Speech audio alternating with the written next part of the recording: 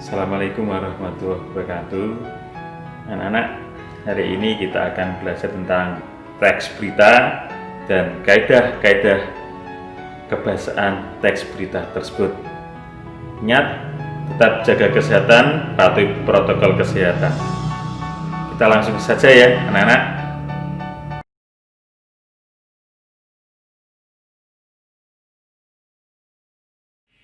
Teks berita memiliki kaidah-kaidah tersendiri. Apa saja?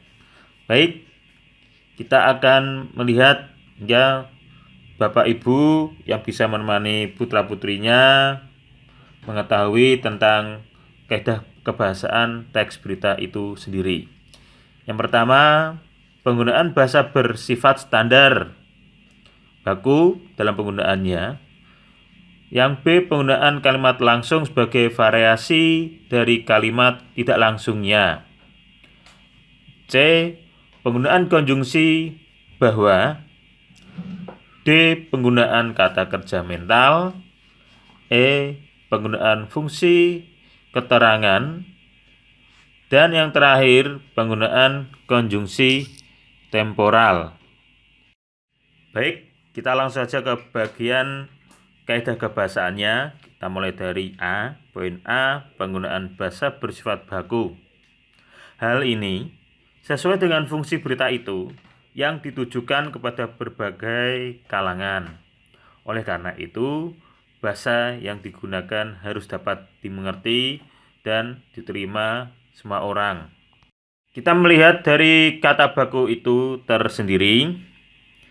Bagian kolom yang bertabel saya beri warna merah, itu adalah kata tidak baku, dengan penulisan tabel berwarna hijau, itu adalah kata yang baku, sehingga pengucapan dalam penulisan kita bisa melihat secara sama. Yang satu, ijazah, yang benar ijazah. Izin, kata bakunya izin. Februari, jadi Februari. November, November.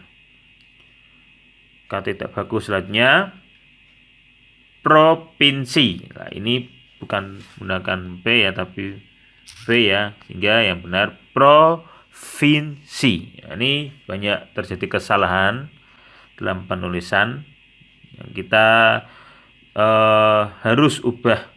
Selanjutnya untuk kata tidak baku antri, yang benar antre tulisannya ya, pengucapannya itu resiko ya, penulisnya risiko.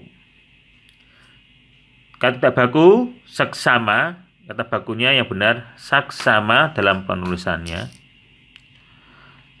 Kata tidak baku selanjutnya cabai, yang benar kata bakunya adalah cabai. Sate yang tidak baku, satai kata bakunya. Capek yang tidak baku, kata baku adalah capai. Di mana penulisan tersebut bisa Anda lihat seperti contoh yang tertera. Ya, masih banyak kata baku yang kita jumpai, ya, bisa berpegang pada pedoman KBBI. B, penggunaan kalimat langsung sebagai variasi dari kalimat tidak langsungnya. Sehingga dalam kalimat langsung ini ditandai oleh dua tanda petik ganda dan disertai keterangan penyertanya.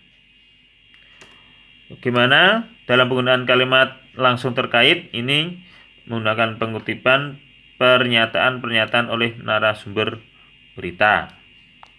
Kita akan melihat contoh kalimat langsung.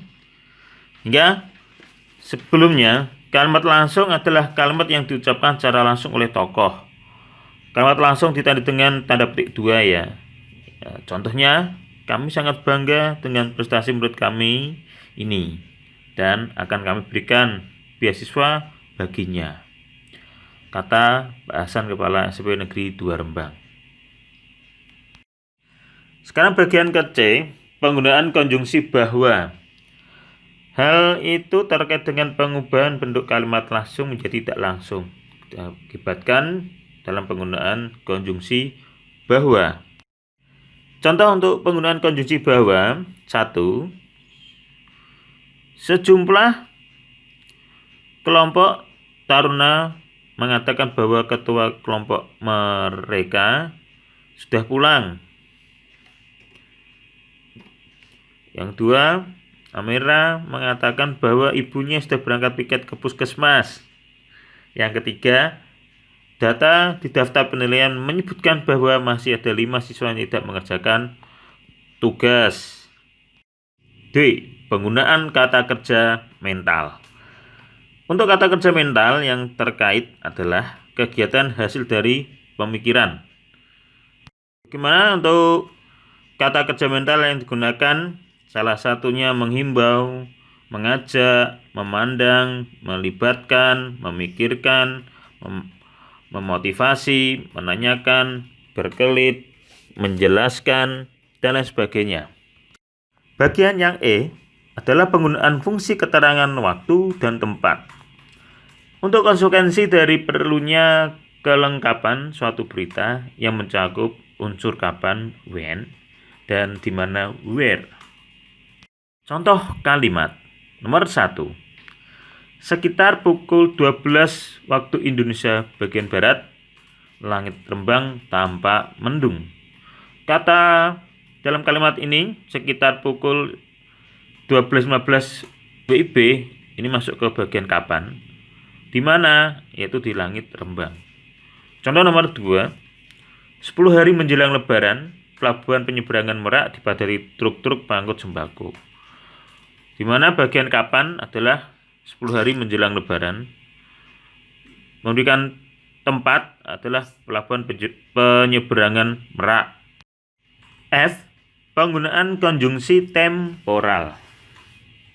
Untuk bagian konjungsi temporal, kaidah kebahasaan yang terakhir ya, anak-anak ya. Di mana hal ini terkait dengan pola penyajian berita yang umumnya mengikuti pola kronologis, yaitu urutan waktu.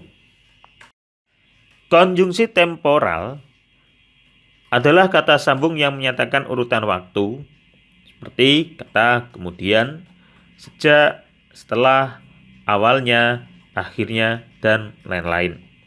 Sebagai contoh, 1. Para siswa berkumpul di halaman sekolah, kemudian mereka naik ke atas bus.